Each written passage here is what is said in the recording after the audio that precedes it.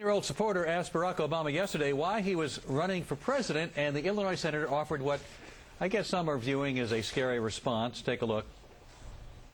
Why did you start running for president? I'm running for president because because I've got two daughters just like you. America is no longer what it could be, what it once was. And I say to myself, I don't want that future for my children. I want America to be better, to be stronger, to be more unified, to be more prosperous, to be kinder, to be more tolerant. That's the America I want for my daughters. That's what we're fighting for in this election.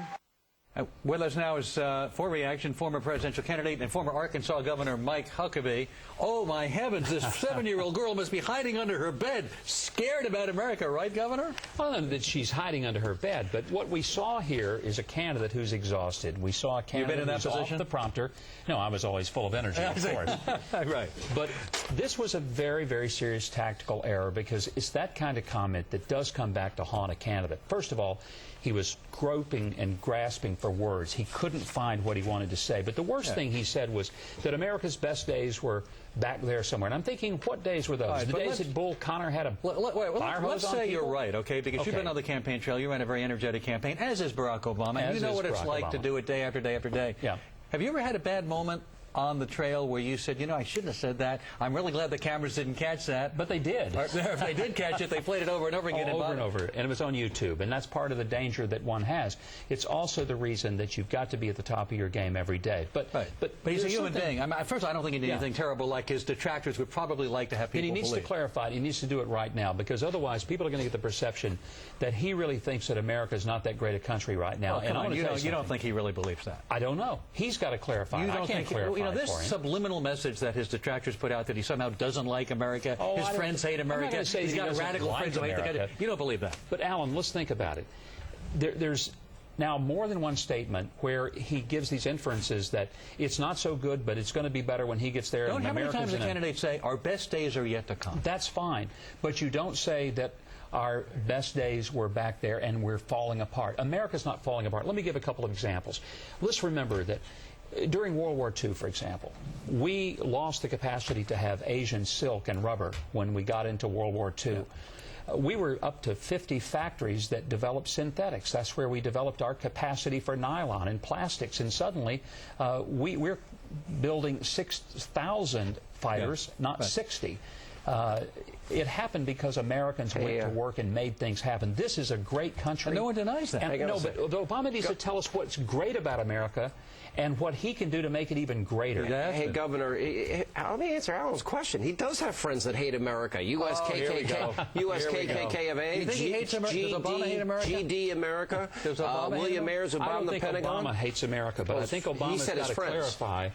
He's got to clarify that what he loves about America is the fact that he has broken a lot of barriers to be the nominee. And it's really hard for me or anyone else to say, boy, America's really been really tough on Barack Obama. I think America's been pretty darn good to Barack Obama, and he ought to acknowledge that. But he doesn't say it, and that's the point. This comment to this young girl, oh, America's no longer what it could be, what it once was. First of all, it contradicts what his wife said, that she'd never been proud of her country, and America's a downright mean country. So obviously the Obamas having a little conflict within their own family about what the state of the country. I never hear the inspiring.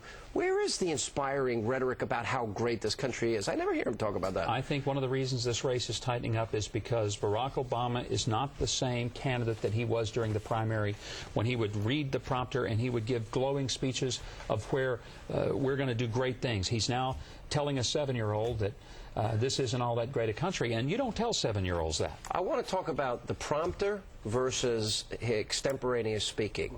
It seems he gets away from the prompter. He's in trouble. He's very good scripted, and he struggles when he's having to be extemporaneous, and I think that's one of the reasons that he has not been willing to go to the town hall format with John McCain. You know what? I'm not sure that I blame him, because John McCain handles that format beautifully. And he doesn't speak as well on the prompter. It's just the opposite. He's not a prompter guy, but he can converse with people in that one-on-one setting. I'll tell you, your communication skills showed that, you know, when you connect with people, you used a lot of humor Do you think they're using enough humor? I don't think so, because right now the campaign is so intense, and people need some levity to break the tension. Yeah. But they also need to be focused on issues that are about the people. You know what I fear both campaigns are doing? Mm-hmm. They're talking about each other. Who's talking about the people out there in America who's sitting at the dinner table tonight?